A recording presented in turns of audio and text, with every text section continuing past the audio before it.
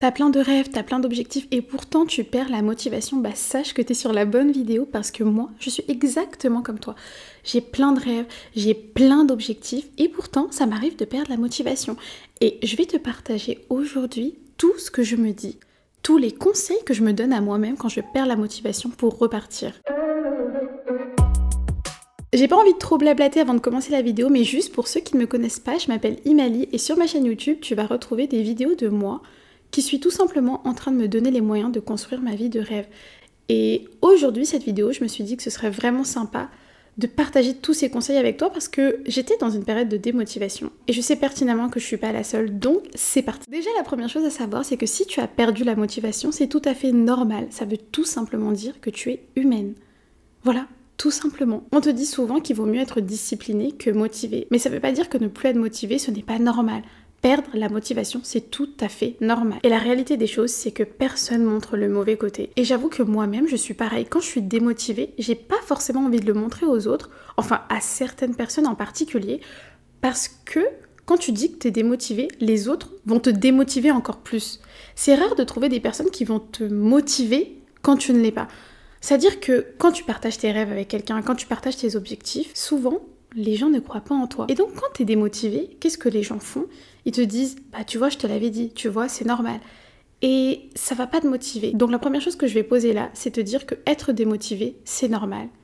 Et c'est très bien, ça veut juste dire que t'es humaine. La deuxième chose à savoir, c'est que tu as toujours le choix. Là, tu es démotivé et t'as deux possibilités. Tu peux faire le choix d'abandonner. Tout simplement, t'as plus de motivation, t'as envie d'arrêter. Donc tu peux faire le choix conscient d'arrêter. Ne plus te donner pour atteindre le job de tes rêves, ne plus te donner pour atteindre les études de tes rêves, pour avoir ton diplôme, ne plus te donner à la salle pour avoir le corps de tes rêves, etc. Tu peux faire le choix d'abandonner et sache que c'est un choix. Sauf que si tu abandonnes, il y a quelque chose qui est sûr, c'est que tu vas pas atteindre tes objectifs. Et le deuxième choix que tu peux faire, c'est de continuer à travailler pour tes rêves, de continuer à travailler pour tes objectifs, même si t'es pas motivé. De continuer tout simplement, même si c'est un petit pas, c'est-à-dire juste aller marcher un peu dehors au lieu d'aller à la salle de sport par exemple, et ben ça reste quand même un petit pas, mais le fait de faire ce choix-là, ça te laisse quand même la possibilité d'atteindre ta vie de rêve. Et moi, rien que ça, et ben ça me remotive. Donc clairement, la seule façon que tu aies d'atteindre ta vie de rêve, c'est de quand même continuer. C'est de continuer à avancer. C'est de continuer et de ne pas abandonner juste parce que tu es démotivé. Rappelle-toi que la motivation, c'est qu'un sentiment. Et les sentiments, ça vient, ça part. Tu sais très bien qu'aujourd'hui tu es démotivé, mais dans une semaine, dans quelques jours, dans quelques heures, tu vas retrouver la motivation. Tout abandonner juste pour un sentiment, tu sais très bien que tu vas le regretter plus tard. La troisième chose à savoir, c'est que ton futur toi, celui qui a déjà atteint sa vie de rêve, celui qui a le job de ses rêves, celui qui a la relation de ses rêves, celui qui vit juste sa best life, en fait, il existe déjà. Moi, je suis quelqu'un qui écoute beaucoup de vidéos de manifestation. Et donc ça, c'est un concept qui est vraiment dans la manifestation, mais je vais pas en parler là, mais en tout cas, ton futur toi, celui qui a réussi, il existe déjà. Celui qui a la vie de ses rêves, celui qui a la maison de ses rêves, il existe, il est là. La seule chose qu'il y a entre cette version de toi et la version actuelle de toi, c'est les actions que tu ne mets pas en place. C'est-à-dire que si tu te donnais les moyens, si tu faisais en sorte d'y arriver, si tu travaillais un peu plus dur, si tu étais constant dans ce que tu fais, t'aurais déjà atteint ta vie. La seule chose qu'il y a entre le futur toi et toi, c'est simplement les actions qui manquent. C'est simplement ça. Je vais te donner un exemple que j'adore et que j'avais déjà utilisé dans une de mes anciennes vidéos et que je reviens actuellement parce que c'est l'exemple des bébés. Là, mon fils, il a un âge où il commence à se mettre debout tout seul, il commence à vouloir marcher. Et je le vois, il se met debout. Il est tout content de se mettre debout tout seul et il retombe. Et quand il retombe, il n'y a pas de manque de confiance en lui, il n'y a pas d'échec, il n'y a pas de choses négatives, juste il tombe et il se relève tout simplement. Parce qu'il a compris que son futur lui, je pense que c'est pas aussi clair dans sa tête, mais c'est comme ça que je l'interprète. Il a compris qu'il peut marcher, il a envie de marcher, et tout simplement, il met les actions en place pour arriver à marcher. Et le futur lui qui marche dans la vraie vie, il existe déjà. Et ce qui manque entre lui et sa version de lui où il marche, c'est simplement mon fils qui se relève, qui réessaye et qui met en place les actions. Et lui, il le fait. Donc je sais que d'ici quelques temps là, il va marcher. Je le sais, je le vois. Tout est absolument atteignable. Tu prends un bébé qui ne s'est jamais mis debout de sa vie et il va se mettre debout, il va marcher. Je suis désolée, peut-être que pour vous c'est normal, mais ta vie de rêve ou tes objectifs, admettons que par exemple, ça va être avoir un salaire à 5000 euros. Si c'était la normalité, que tout le monde avait un salaire à 5000 euros, tu te poserais même pas la question de est-ce que tu es capable ou pas, parce que c'est la normalité. Et aujourd'hui, si tu te poses la question, c'est parce que tu penses que c'est peut-être impossible. Tu penses que ce n'est pas la normalité. Et donc c'est bien toi, tes pensées et tes actions qui font en sorte que tu n'atteins pas ta vie de rêve parce que tu penses que c'est pas la normalité. La quatrième chose à savoir quand tu perds la motivation, c'est que la seule comparaison qui te sert à quelque chose, c'est la comparaison avec toi-même. Parce qu'on va pas se mentir, quand tu te compares avec quelqu'un d'autre, à part te démotiver, ça te sert pas à grand chose. Et le pire, c'est que je me suis rendu compte de quelque chose. Admettons que tu te compares avec quelqu'un qui a le job de tes rêves et toi tu l'as pas. Tu te compares avec lui. Et donc, tu te dis que tu vas faire exactement tout comme lui, comme ça, tu vas avoir le même job que lui. Mais sache que c'est pas vrai. Ce qui a fonctionné pour lui ne fonctionnera pas pour toi. C'est la vérité.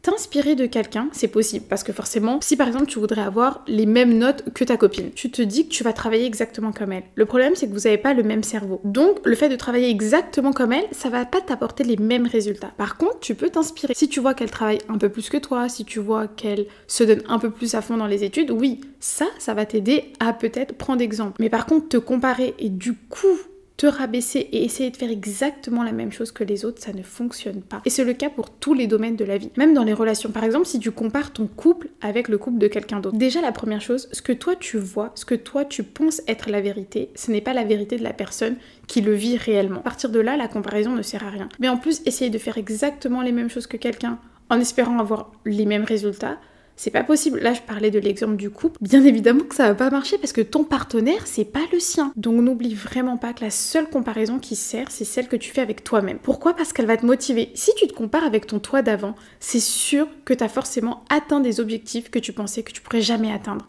C'est sûr. Moi, je vais te donner un exemple. Il y a quelques années, j'aurais jamais cru pouvoir parler devant une caméra et pourtant, aujourd'hui, ça me paraît tellement normal et j'aurais jamais cru pouvoir le faire. Donc cette comparaison-là, elle m'aide parce que je me dis, Imali, il y a quelques années, t'aurais été incapable de parler devant une caméra. Et aujourd'hui, tu le fais. Donc ça me booste, ça me donne confiance en moi. Et cette comparaison-là, elle me sert à quelque chose. Par exemple, t'essayes de perdre du poids. T'es dans la perte de poids et t'arrives à un moment où tu stagnes. Ok, tu commences à te comparer à quelqu'un qui, lui, est en train de perdre plus que toi. Ok, mais si tu reviens un peu en arrière, c'est pas toi qui as perdu quelques kilos là, qui a repris un peu confiance en toi? Bah si, c'est toi. Et t'oublies ça parce que tu vois quelqu'un qui, lui, est en train de perdre alors que toi, tu stagnes. Mais la seule personne avec qui tu dois te comparer, c'est ton ancien toi. Et il y a une deuxième personne avec qui je t'autorise à te comparer, c'est ton futur toi. Pourquoi ? Parce que la personne qui a atteint sa vie de rêve, la future toi, qui a le job de ses rêves ou qui a la relation de ses rêves, et bah, elle a des habitudes, elle a des actions qu'elle a au quotidien que toi, tu n'as pas. Et tu peux te comparer avec cette personne-là pour justement faire en sorte que toi et cette future toi, vous soyez la même personne. Par exemple, moi, j'ai envie de prendre confiance en moi sur mon physique. Donc, un de mes objectifs, c'est d'avoir confiance en moi physiquement, de m'habiller mieux, de prendre soin de moi physiquement. Et donc, quelle est la différence entre la future moi et la moi actuelle ? Et bah, c'est qu'elle prend soin d'elle. C'est qu'elle s'habille bien, même si elle aime pas encore forcément son corps, elle s'habille bien. Elle va pas se mettre en jogging et en t-shirt tous les jours, ce que moi je fais aujourd'hui. Donc, je vais m'en inspirer et je vais prendre les habitudes de ma future moi pour atteindre cet objectif. Je sais pas vraiment au combienième fait on est, mais on va parler de l'échec. Parce que souvent, c'est l'échec qui te démotive. Mais sérieusement, l'échec, t'es au courant que ça veut dire que tu avances. Ça veut dire que tu apprends. Le problème, c'est qu'on a mal connoté ça. On parle d'échec alors qu'on devrait juste parler d'apprentissage. Si t'es en train d'échouer, ça veut dire que t'es en train d'apprendre. Imagine que t'es en train de travailler pour le job de tes rêves. Et tout roule, tout va très bien. Mais ça veut dire que le job de tes rêves, t'aurais dû l'avoir depuis bien longtemps. Parce qu'en fait, t'es pas en train d'évoluer. T'es au même niveau. Quand tu évolues, tu apprends forcément. Tu te transformes forcément. Et donc, si tu n'apprends rien, c'est que le job de tes rêves, là, t'aurais dû l'avoir il y a bien longtemps. Et donc, vraiment, il faut que tu comprennes que l'échec, ça veut dire que t'es en train d'avancer. T'es en train de faire du sport pour maigrir. Et, bah justement, je sais pas vraiment les termes qu'on utilise, mais il n'y a pas un exercice où bah tu dois aller jusqu'à l'échec, jusqu'à que tu n'y arrives plus. Bah justement, ça veut dire que tu es en train d'évoluer. Et la prochaine fois, ton échec, il sera un peu plus loin. Et bah là, c'est l'exemple très concret qui te montre que l'échec, c'est pas un échec, c'est que tu es en train d'apprendre et d'évoluer. Et vraiment, normalement, si tu y repenses, tu as forcément un endroit où tu as eu l'impression d'échouer, tu as eu l'impression que c'était un échec dans ta vie. Et Tu as repensé un peu plus tard et tu t'es rendu compte que ça t'a appris quelque chose. Ah, si j'avais pas vécu ça, bah aujourd'hui j'aurais pas su. Moi j'en ai tellement des exemples. Je me dis aujourd'hui que ça m'a appris quelque chose. Plus tard je saurais mieux faire. Je referais pas entre guillemets la même erreur, mais parce que j'aurais appris.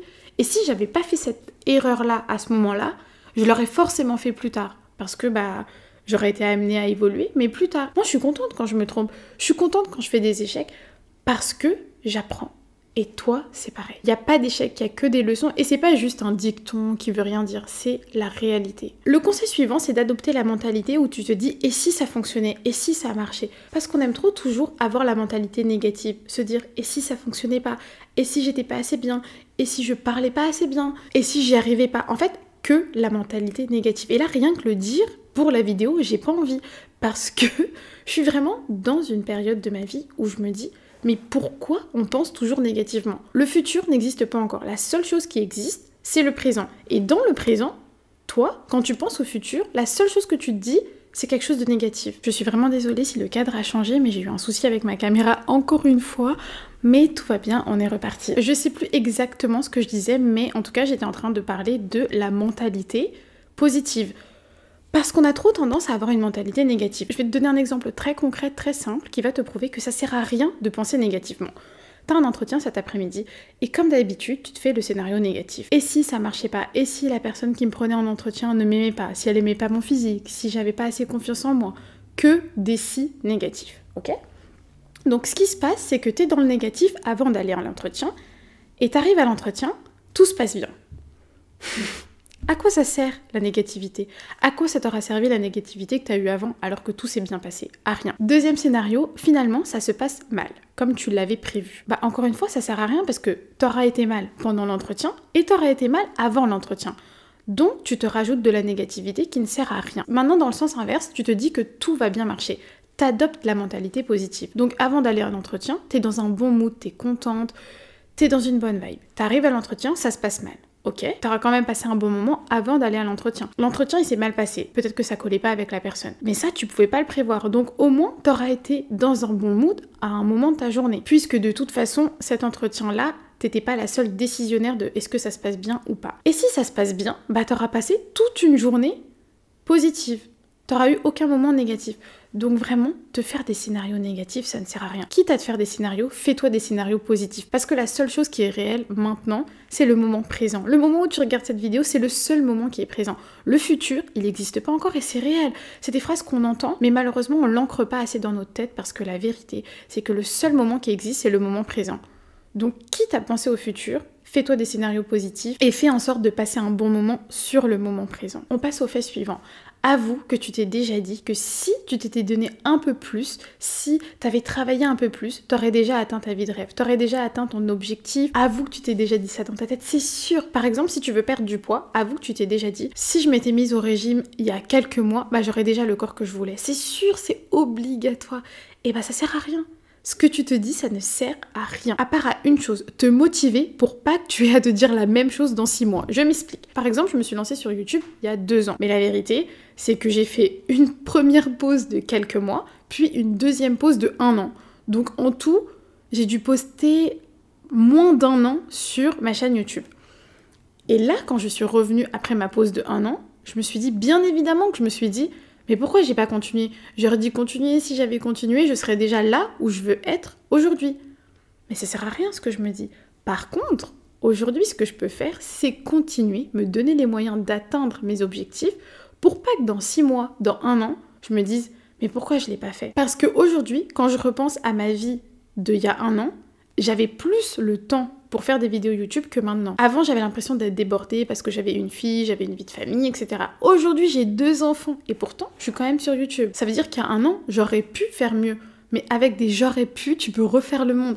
Toi, aujourd'hui, quand tu repenses à ton toi du passé, tu te dis mais bien sûr que j'avais le temps pour cette relation, bien sûr que j'avais le temps de faire un régime, bien sûr que j'aurais pu, mais c'est pas vrai. Si tu l'as pas fait sur le moment, c'est que tu ne pouvais pas. Mais ce que tu peux faire aujourd'hui, c'est ne pas avoir le même regret dans 1 an. Mon conseil suivant pour avancer, c'est de comprendre que la seule chose qui te manque pour avancer, pour atteindre tes objectifs, c'est un peu de courage. La vérité, c'est que tu n'as pas besoin de te renseigner un peu plus, tu n'as pas besoin d'avoir plus de qualité, d'avoir plus d'informations, de réfléchir, de planifier. Ce qui te manque, c'est du courage. Ce qui te manque, c'est de mettre en place des actions. Et si tu ne le fais pas, c'est parce qu'il te manque du courage.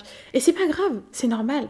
Parce que nous, êtres humains, on aime bien le confort. On a du mal à se challenger. Et la vérité, c'est que ce qui ne te challenge pas ne te change pas. Ça, c'est quelque chose que je me disais à l'époque où je faisais de la musculation. Si ça te challenge pas, eh ben ça change pas ton corps. C'est la vérité. Et c'est pareil pour ta vie de tous les jours. Si ça te titille pas un peu, comment tu veux que ça te change? Si pour toi, tu restes dans ta zone de confort, bah tu vas rester dans la vie dans laquelle tu es.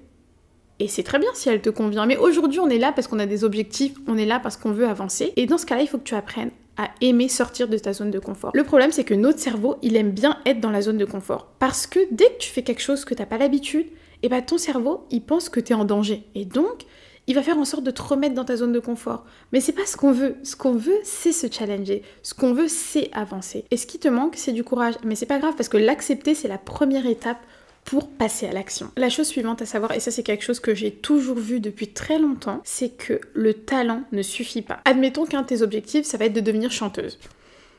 Ok, t'as du talent. T'as une belle voix. Mais clairement, ce qui te manque pour atteindre ta vie de rêve, c'est le travail. Tu ne travailles pas assez. Il y a des gens qui ont une moins belle voix que toi, qui ont moins de talent que toi, et qui pourtant aujourd'hui ont la vie de tes rêves. J'ai pris l'exemple des chanteurs parce que je le vois vraiment avec les stars. Par exemple, t'as forcément une actrice ou un acteur que tu vois et tu te dis mais il a pas beaucoup de talent, ou en tout cas il a moins de talent que ton acteur préféré qui a vraiment beaucoup de talent, et pourtant il est plus connu. Oui, mais peut-être qu'il a travaillé 2 fois plus, peut-être qu'il a fait 2 fois plus d'entretiens, peut-être qu'il a fait 2 fois plus ou 10 fois plus de casting, et donc c'est pour ça que cet acteur-là, il est dans plus de films qu'un autre. Le talent seul ne suffit pas, c'est sûr. T'as forcément entendu des entretiens je pense que c'est des entretiens d'athlètes. Les athlètes qui te disent, oui c'est bien le talent, mais si t'as pas la discipline, si t'as pas le travail, et bah le talent ne sert à rien. Et bah c'est pareil pour toi. C'est pas que pour les personnes qui sont dans l'élite, qui sont championnes du monde ou qui sont stars internationales. Tous ces conseils, ils s'appliquent pas que à ces personnes-là, ils s'appliquent à toi, ils s'appliquent à tes rêves. Le seul fait que tu considères que t'as plus de talent que quelqu'un ou que t'as du talent tout court et donc que tu devrais mériter la vie de tes rêves ne suffit pas. Du coup, imagine quelques secondes que toi, ton talent, plus le travail que tu mettrais dedans, où tu pourrais arriver. Tu vois les objectifs que tu as, et ben tu pourrais atteindre 10 000 fois plus si tu t'y mettais réellement. Parce que la vérité, c'est que tu as déjà avancé dans tes projets. Et là, tu es démotivé, donc tu travailles un peu moins, tu te donnes un peu moins. Et pourtant, avec le talent que tu as, avec toutes les ressources que tu as, si tu te donnais encore un peu plus, tu pourrais atteindre bien plus que tes objectifs. La vérité, c'est ça. Mon fait suivant, c'est que les gens heureux ne critiquent pas. Souvent, on est démotivé par rapport à la critique des autres, par rapport au regard des autres. Et la vérité, c'est que les gens heureux, les gens satisfaits de leur vie, ne critiquent pas les autres parce qu'ils sont intéressés par leur propre vie. Et il y a quelque chose de réel, c'est que quelqu'un qui est au-dessus de toi ne va jamais te critiquer. Par exemple, je me lance sur YouTube, d'accord? Si on prend un YouTuber hyper renommé, ça m'étonnerait vraiment qu'il me critique. Vraiment, qu'il me dise « mais c'est pas bien ce que tu fais ». Il pourra me donner des conseils, bien évidemment, mais il va pas me juger, il va pas me critiquer dans le mauvais sens du terme. La seule critique que je pourrais avoir, elle serait constructive. Bah c'est pareil pour toi. Par exemple, si on prend le cas des études, tu veux suivre des études différentes de celles qui sont suivies en général dans ta famille. La personne qui a déjà le diplôme de tes rêves, si jamais tu la rencontres, elle va jamais te critiquer. Elle a atteint la vie de tes rêves, elle a le diplôme de tes rêves. Tu penses qu'elle va te critiquer? Tu penses qu'elle va dire ce que tu fais c'est pas bien? Pas du tout. Les seules personnes qui te critiquent, c'est les personnes qui sont en dessous de toi ou qui n'ont pas de tolérance. Et tu sais pourquoi elles te critiquent? Parce qu'en vrai, elles aimeraient être toi, c'est la vérité et les gens vont pas l'accepter. Mais les personnes qui critiquent, les personnes qui passent du temps à parler des autres, c'est parce qu'elles voient dans ces personnes-là quelque chose qu'elles aimeraient avoir mais qu'elles n'ont pas. La réalité, c'est ça. Moi, j'ai parfois passé du temps avec des personnes qui passaient beaucoup de temps à parler des autres et c'est quelque chose qui me dérangeait parce que ça m'intéresse pas vraiment de parler des autres. Et j'ai pu voir en fait que souvent les personnes qui critiquent, c'est parce qu'elles aimeraient bien être à la place de ces personnes-là en question.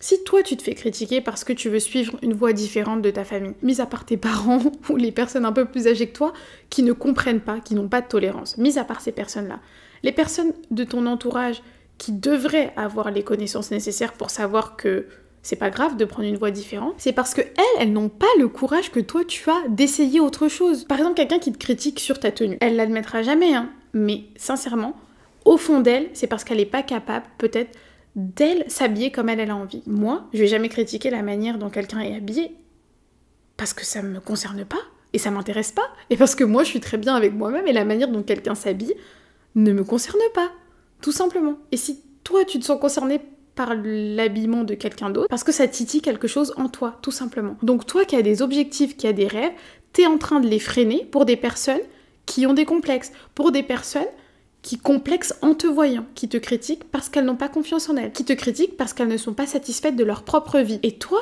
tu te démotives pour ces personnes-là. Souvent, on te dit, ne prends pas la critique des personnes dont tu ne veux pas la vie. Il n'y a pas meilleure phrase que ça. Vraiment, avant de te démotiver, avant de perdre confiance en toi à cause de personnes extérieures, pose-toi la question, est-ce que tu veux leur vie? Si c'est pas le cas, la question ne se pose même pas. Je vais m'arrêter là pour les conseils de cette vidéo, mais il y a un exercice que tu vas faire maintenant. C'est un exercice de visualisation parce que comme je t'ai dit, je suis beaucoup dans la manifestation, j'aime beaucoup ça. Et la visualisation, c'est quelque chose de tellement intense et tellement fort pour te remotiver. Donc tout de suite, là, maintenant, tu fermes les yeux. Et ce que tu vas faire, c'est que tu vas visualiser un de tes objectifs. Un de tes objectifs pour lequel tu es démotivé. Et dis-toi que tu l'as déjà. Dis-toi que le job de tes rêves, tu l'as déjà. Dis-toi que la relation de tes rêves, tu l'as déjà. Le salaire que tu voudrais avoir, tu l'as. Tu l'as dans ton compte en banque. Visualise-le et visualise-le avec le plus de détails possible. Comment tu te sens, comment t'es habillé, les émotions que tu ressens. Par exemple, si c'est un nouveau boulot ou si c'est un nouveau diplôme, comment tu t'habillerais pour aller à la remise de diplôme? Comment tu t'habillerais pour aller à ce nouveau boulot? Comment tu te sens dans cette nouvelle vie? Comment tu te sens d'avoir atteint cette vie de rêve? Le feeling que tu as maintenant, clairement, c'est le feeling que tu auras tous les jours quand tu auras atteint ta vie de rêve. Et comme je te l'ai dit, ce futur toi qui a atteint sa vie de rêve, il existe déjà. La seule chose qui l'attend, c'est toi. Donc, cet exercice de visualisation, te visualiser, mais dans les détails, en ayant la vie dont tu rêves, c'est quelque chose de tellement puissant parce que ça te remet sur la bonne vibe, ça te remet sur le bon chemin. T'as perdu la motivation, donc c'est un sentiment. Et c'est un sentiment négatif. Et tu le remplaces par un sentiment positif quand tu visualises ta vie de rêve. Et ce petit exercice, il faut que tu le fasses à chaque fois que tu perds la motivation parce que je peux te dire que ça te rebooste. Et sinon, j'ai un exercice bonus, c'est que tu peux demander à ChatGPT de t'écrire une lettre comme si c'était ta future toi qui t'écrivait. En gros, ce que tu vas faire concrètement, c'est que tu vas lui énumérer tous tes objectifs ou un de tes objectifs, mais dans les moindres détails. Par exemple, si ça concerne un job de rêve ou une situation financière de rêve, tu vas lui décrire en fait ce que tu veux réellement dans les moindres détails. Et tu lui dis que tu veux une lettre de ta future toi qui a déjà cette vie de rêve et qui t'écrit une lettre à toi-même aujourd'hui. Et ce qui est important, c'est qu'elle te raconte une journée type dans sa vie. Je vais pas en dire plus, juste fais-le et cette lettre, garde-la bien précieusement dans tes notes et relis-la à chaque fois que tu en as besoin. Et en vrai, n'attends même pas d'en avoir besoin, juste relis-le chaque matin. Ça va avoir un effet incroyable sur toi. J'en dis pas plus, essaye et tu vas voir. Voilà, on arrive déjà à la fin de ma vidéo, donc la dernière chose que je vais te dire, c'est que tu vas arriver là où tu veux, c'est sûr. Mais pour l'instant, tu es là où tu es maintenant. Et l'endroit dans lequel tu es maintenant, c'est un endroit parfait pour commencer. C'est un endroit parfait pour mettre le premier pas pour atteindre ta vie de rêve. Donc voilà, c'était mes conseils pour te remotiver. J'espère vraiment que ça a fonctionné sur toi parce que je sais que ça fonctionne à chaque fois sur moi.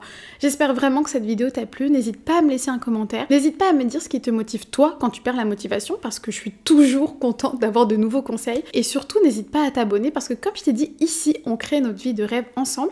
Et surtout, on se retrouve tous les mercredis à 18h. Donc en attendant une prochaine vidéo, je te dis ciao!